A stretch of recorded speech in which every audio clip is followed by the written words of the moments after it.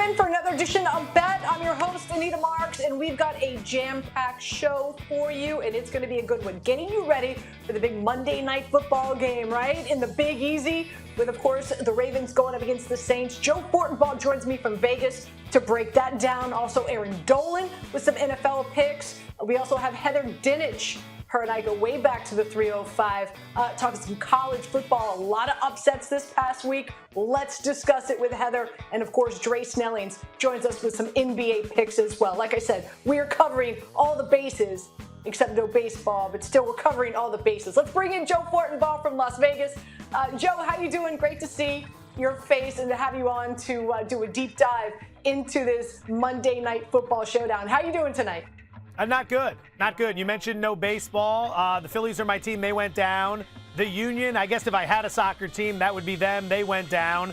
It's all just, you got to kill them all so the Eagles can live. And now I feel like it's all on the Eagles, and I feel like it's setting me up for another disaster, Anita. So I'm not doing well, no. But thanks for asking. Don't say that. Don't say that, because I've already gone to the window for an undefeated season with the Philadelphia Eagles. But okay. We've digressed. Let's start off with reaction or no action. It's the game we play on Monday evenings. So first things first, we know the Bucks kicking butt and taking names in the NBA. Do they lose their first game this week? And let's take a look at the schedule, Joe. Okay, we've got the Hawks obviously tonight. We've got the OKC, the Thunder on Wednesday, and of course the Spurs on Friday. There we go. Thanks, Weimer. So there we go. We've got the schedule right there. Reaction or no action that the Bucks lose their first game this week? Looks like a weak schedule. I'm going to say reaction that, yes, they do lose their first game this week. Naturally, people would look to the Atlanta game as the culprit because Atlanta is the best of those three teams. I honestly could see it happening against anybody, even San Antonio. Keep in mind, by the time they get to the San Antonio game, that will be Milwaukee's fifth game in 8 nights, and 4 of those games will have taken place on the road. So we're asking them to do a lot. Now, I understand there's some mystique in trying to win as many games as possible. I was there in the Bay Area when the Warriors won 73, and it didn't lead to a title. At some point, you might want to rest these guys. Maybe that happens this week. I will go ahead and say reaction to this question. I am on the opposite side. I'm saying no action here. I am all in on this Bucks team. I mean, Giannis has been unbelievable. He's averaging 31 points, 13 rebounds, 6 assists a game, even better than he did last season. And aren't all these teams tanking for the dude, I can't even pronounce his name, that everybody is anticipating to be the first pick in next year's NBA draft? So listen, going up against a bunch of teams that are in the tankathon for the otherworldly talent heading into the NBA draft this season. No action for me. Question number 2. TCU, as we know, still undefeated. Will they cover against Texas? The Longhorns this week, they're getting 7. Reaction or no action, Joe? Nothing like being invited on someone's show, asked a question, and then immediately told you're wrong, and here's why. So great start. Great start here. Very exciting. I will react here again. This feels like a trap. At first I thought TCU was a 7-point favorite. I could not figure out why Texas is laying 7 in this game, right? Steve Sarkisian in Texas find ways to lose games. They found a way to blow the Bama game. They found a way to blow the Texas Tech game. They found a way to blow the Oklahoma State game when they got outscored 14-0 in the fourth quarter. And they're taking on a team against TCU where they're laying a full touchdown. TCU finds ways to win games. Every single week when their back's up against it, they find a way to win, and oftentimes they're covering. I am shocked. I am so shocked by this point spread. I think I'm being dared to take TCU like I was dared to take Tennessee last week. That did not work out for me. I'm thinking this will work out better, but who knows? I'm reacting. I'm on TCU plus the 7. Anita, what about you?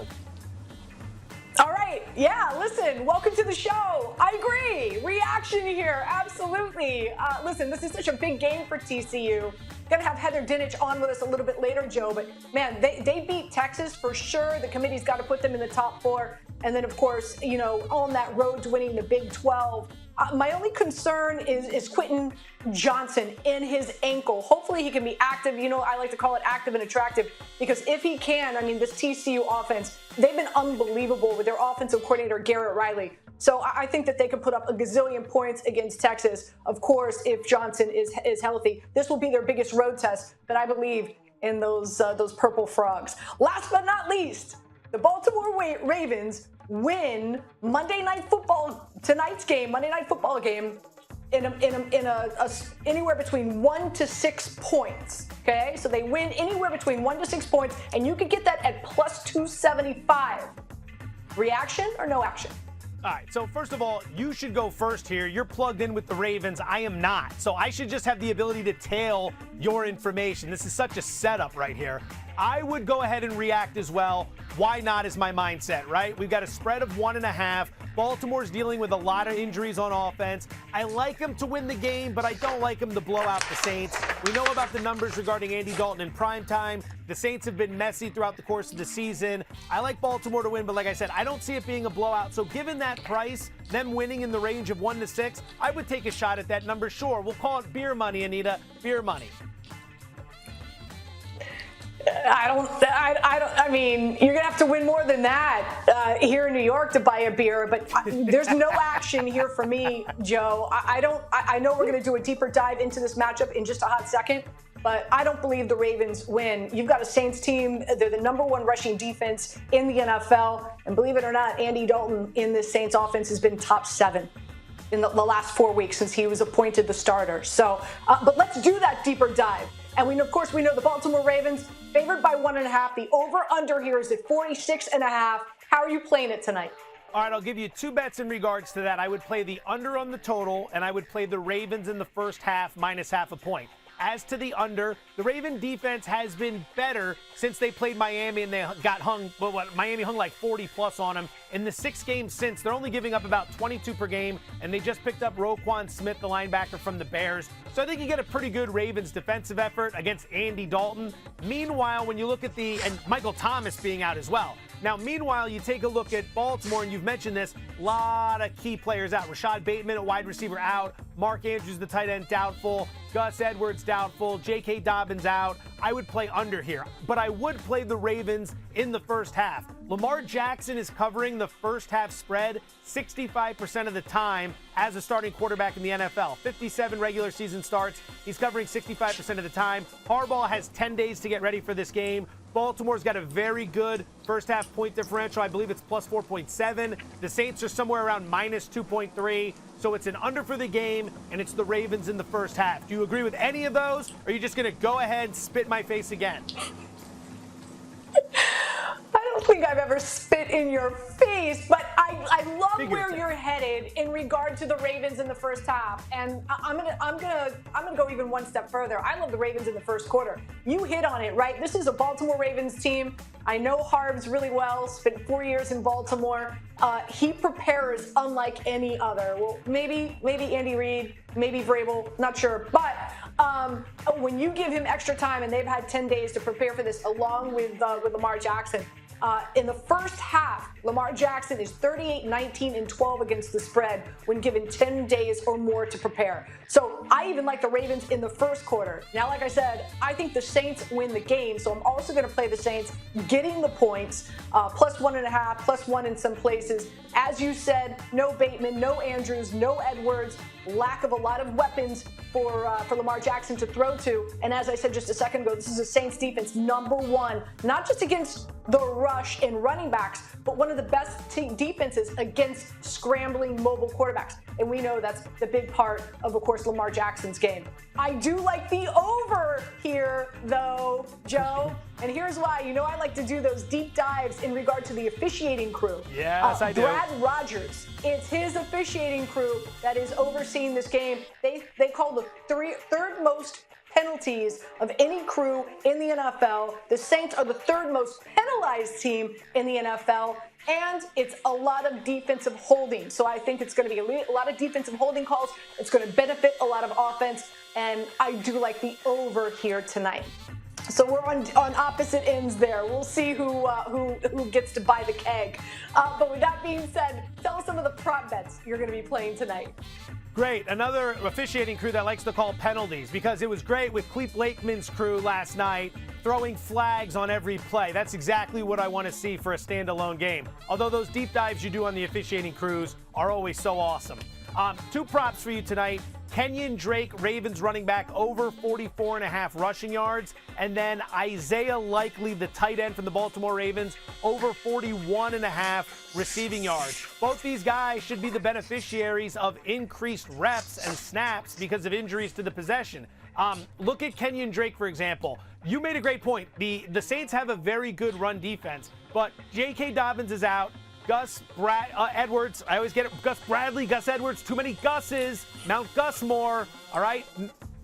Gus Edwards is doubtful. If he does not play tonight, we're not asking a whole lot from Drake here. If he gets 12 carries and can average 4 yards a carry, that's 48 yards. That's not really all that much when you consider it if he's handling the workload. And then for Likely, he stepped in and played very well last week, was targeted 7 times, 6 receptions for, I believe, 77 yards and a touchdown. He's going up against the Saints team that defends the tight end position well, but who else is there to throw to, Anita? That's the problem. So I like these 2 guys going over their numbers because the numbers aren't high, and while the matchup is tough, they should see plenty of reps given the injuries to the Baltimore offense. You know me, Joe.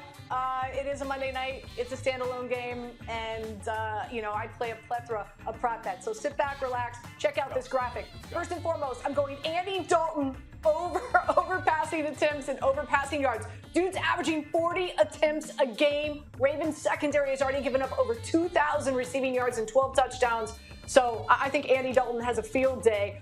Kamara, big part of that passing game. So I'm going over receiving yards and over receptions for him as well. He's getting 16% of the target share. As for the Ravens, I'm going Lamar Jackson over rushing and receiving. Why? He's going to have to throw the football in order to try to beat the Saints tonight because they're so good against the run. I think Likely is going to be the beneficiary of his passes. Everything underneath because that's how the Saints defend the pass. And last but not least, give me Tucker over points. Why not? I think they're going to be kicking. Again, I like the over here. And I think when the Ravens do get into the red zone, I think it's going to be tough to score. So I think that they're going to go to Tucker as well. So I'm going Justin Tucker, over points tonight. Let's get paid tonight. Let's get paid. I want to start the week on a hot note. I want to be up in the accounts. I need to. It wasn't the most fabulous week for me with the Green Bay Packers and the Bills. But nonetheless, Joe, always great seeing your lovely face. You enjoy the Monday Night Football game. Thank you, Anita. Have a great show. I always enjoy stopping by. You got it. So we go from Joe Fortenbaugh to the beautiful, talented Erin Dolan joining us now. So, Erin, you just heard Joe and I break down the Monday Night Football game. Let's get your picks, your plays. How are you playing it? You've got prop bets. What are you doing here? Well, first I'll talk about that side. I'm going to stay away from it just because there's so many injuries on both sides of the ball, but I'm going to isolate this to the Ravens first half and just take them the spread. It's -0.5 point. The reason being is because we know the Baltimore Ravens in this position are really good in the first half of games. That's something we've seen this entire season. They've been up by double digits in every single game so far this season, but 3 of those they've lost outright. So they've lost that lead. I don't trust them in the second half of games. So I'm going to take Baltimore in the first half and lay the 0.5 point. The other bets that I'm liking, I'm looking at Andy Dalton to throw an interception. This is a high-stress primetime game. He has 4 interceptions so far this season. He struggled in this spot. He's lost 5 straight Monday Night Football starts, which is the second longest active streak behind Daniel Jones, who's lost 6 straight Monday Night Football starts. On top of that, his 34.2 total QBR on Monday Night Football is 39th out of 41 QBs with 5 starts since 2006. Andy Dalton, I expect him to at least throw an interception in this one. Also, looking at Devin Duvernay, over 41.5 receiving yards. This has come down slightly, but we know that Bateman is out, Andrews is out, and then for the Saints, Lattimore is out, so that kind of opens the door for Lamar Jackson to be throwing to some of these wide receivers. My eye is going to be on Devin Duvernay in this one, considering he's hit over this prop in 5 of 8 games and is averaging 39 receiving yards per game. I know a lot of people are talking about Isaiah Likely as another person that could end up having a lot of receiving yards. I just would rather go with Duvernay in this one and have over his receiving yards prop. All right, fantastic. Now it's time for Paydirt picks that, Erin, you are crushing. At the it's end not of the year, me versus you, Anita. Anita. Buy a new pair of LVs. It is not me versus you. You're going to be able to buy a whole new pair of LVs. Let's bring it. So last week you had Nick Chubb winning. You put $20 down to win 36. DPJ, no go. But man, you're sitting there with $145, a little over $145. Meanwhile, I put $25 down on Joe Mixon to score. He doesn't score last week, but he scored 5 touchdowns this week. I mean, I know. Gosh, thanks a lot, dude. Bad beat. Thanks a lot. Anyway, so I'm sitting here with a measly $75. So feed the people, Erin. Who's scoring touchdowns tonight? All right, I'm going to go with Taysom Hill, put $10 on him. So get this, no running back has scored on the Baltimore Ravens yet this season. As for Taysom Hill, I mean, this guy is just an offensive weapon. He's thrown for, he's caught, he's ran in a touchdown throughout the season, 5 rushing touchdowns, 1 receiving touchdown, this all through the first 8 weeks. I'm going to put $10 on him because you know what? This guy, you never know. It feels like he's due. Also, just a little dabble on Lamar Jackson, a $3 bet there to see if he'll end up having a rushing touchdown. Look, this guy can take off. He doesn't have many rushing touchdowns on the season, but if he needs to run, he will. And let's say that they're in a position near the end zone. I could see him just punching it in somehow, considering that there's a lot of issues with the running backs right now in terms of injuries. So Lamar Jackson, Taysom Hill, anytime touchdown score. There you have it.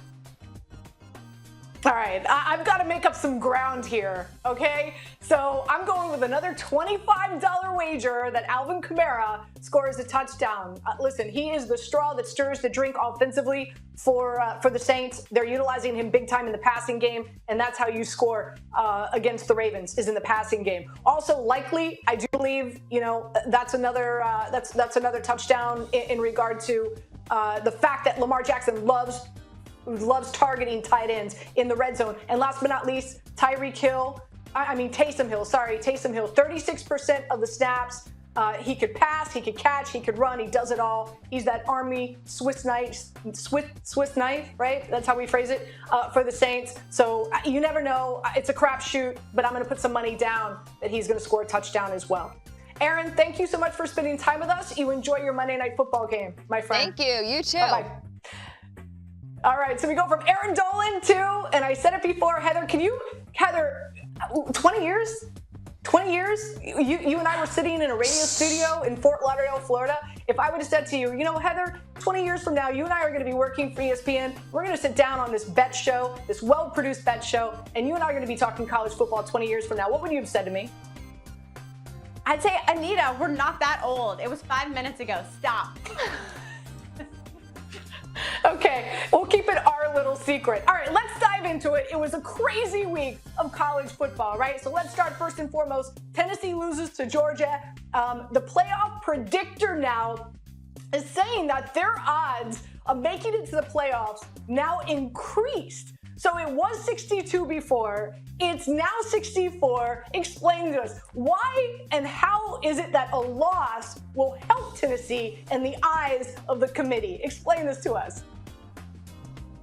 Well, I'll tell you this. There have been 3 instances in CFP history where the top 4 team has lost and stayed in the top 4 the following week in the rankings. So that's still possible. And here's why you don't count out Tennessee. Because they're number 2 in ESPN's strength of record metric.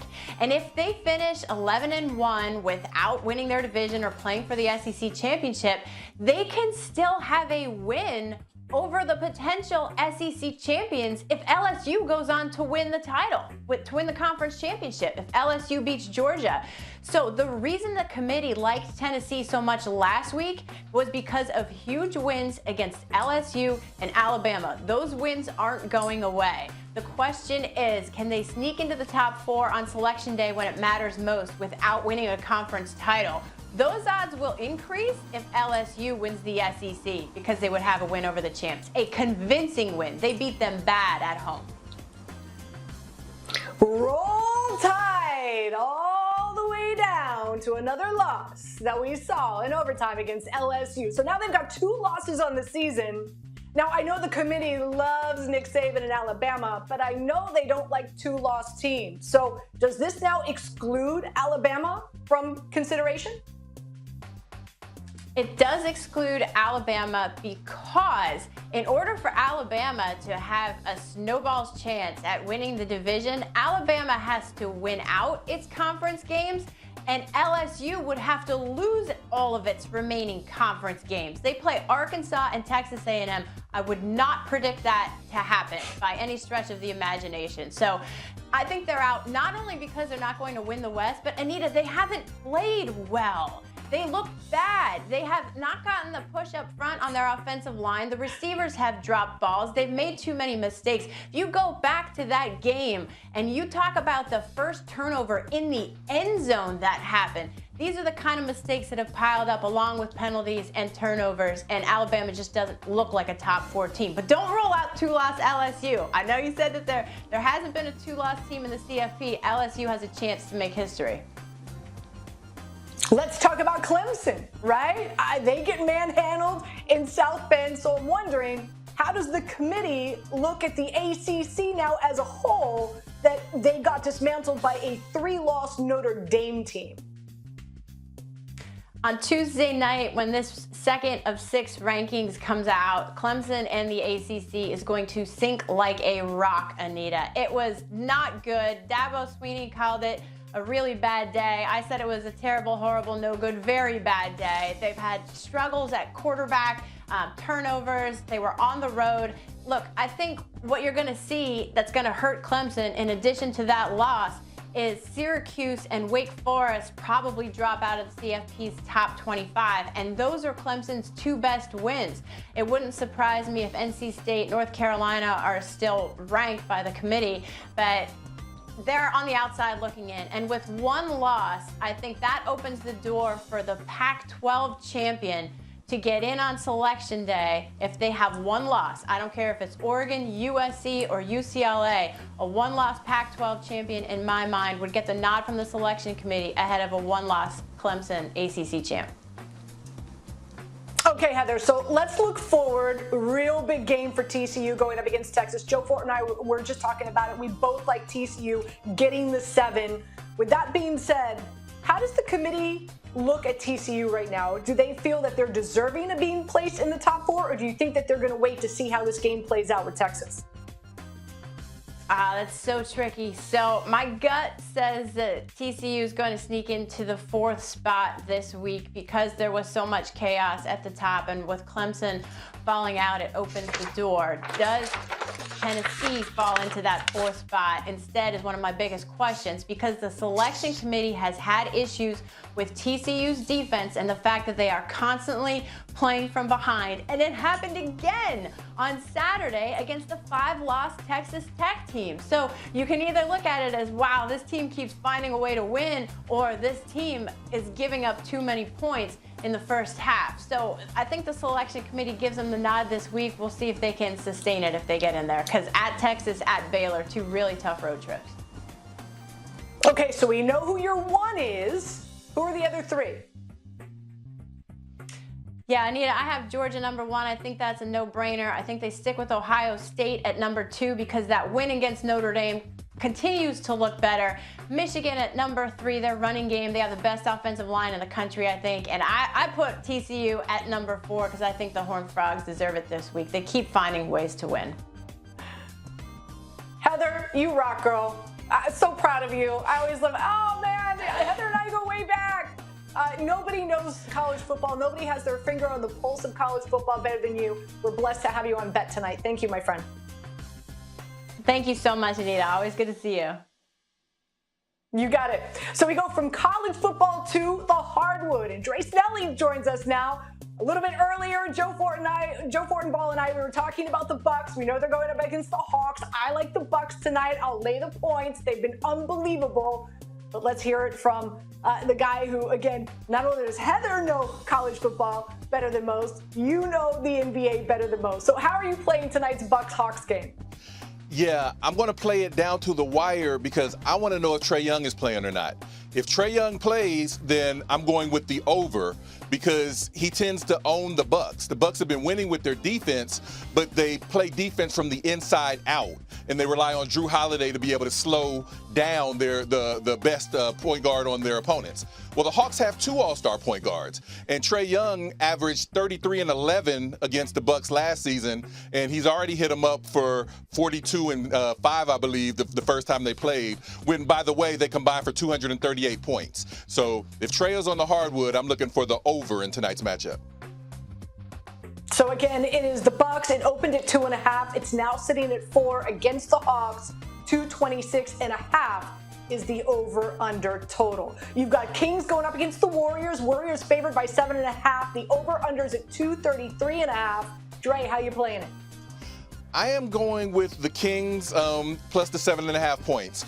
The Warriors have just not been themselves. You know, they've lost 5 games in a row. They're winless on the road. Now, this game is at home, and that does make a difference, but they've already played the Kings at home this season, earlier in the season when the Warriors were playing well, and the Kings didn't even have their star rookie Keegan Murray in their starting lineup yet, and the Warriors only won that game by 5. The Kings have won 3 of their last 4, including a quality win over the Heat and 2 wins on the road. And just, if I'm going to be giving 7.5 points, I have to be really confident that the team is playing well. And I don't have that with the Warriors right now. So give me the Kings and the points. See, I think some home cooking is going to do this Warriors team good. I'm willing to lay the points tonight. 9 of their next 15 games are at home. The Kings, I believe, is going to be exactly what the doctor ordered for this Warriors team. I do like the matchup. And here's another thing, Dre, and that is, like, we're just not seeing a lot of panic from this Warriors team, right? Like, even though they've started the season slow, it's not like they're still utilizing load management. They're not panicking. So it goes to tell me that they feel that they're going to be A-okay. And I think this home stretch is going to be really important for them. And I think it starts tonight. I'm willing to lay the 7.5. You've got a Cavaliers team favored by 4.5 going up against the Clippers. The over-under is 213. I certainly hope we're on the same side here. Dre, how are you playing it? I'm going with the Cavaliers, and I'm giving the points. The Cavaliers are a problem this season. And because the Bucks are undefeated, I think maybe it's kind of overshadowed the fact that the Cavs only have 1 loss, and they have the best scoring differential in the NBA. They're outscoring their opponents by more than 12 points per game, which would be a ridiculous clip if they can maintain it. And they've been doing all that with Darius Garland mainly not in the lineup. You know, Garland is back, him and Donovan Mitchell. Their front line, you know, their depth. The Cavs are just more than I believe the Clippers can handle, because the Clippers just haven't shown that they're ready to play at that level yet, especially while Kawhi Leonard's still out. Yeah, so I'm with you. I'm going to lay the points for the Cavaliers. I also like the under here at 213.5 because the Cavaliers defense is quite good, second best in the NBA, and also the Clippers, the under has gone 4-0 in their last 4 games. As you know, I'm here in New York. I work at 98.7 ESPN with Alan Hahn. Prior to the season starting, Alan Hahn said to me, futures bets, put whatever you can down on the Cavs, over win total. They make it to the playoffs. He clued me into this Cavs team, and they're playing excellent. They're 8-0 against the spread their last 8 games. Absolutely. Yeah, I had the Cavs to win the division before the season started, so, you know, we'll see. There we go. Dre, thank you so much. Really appreciate your time and feeding the folks some NBA winners for tonight. You enjoy the rest of your evening. You too. You got it.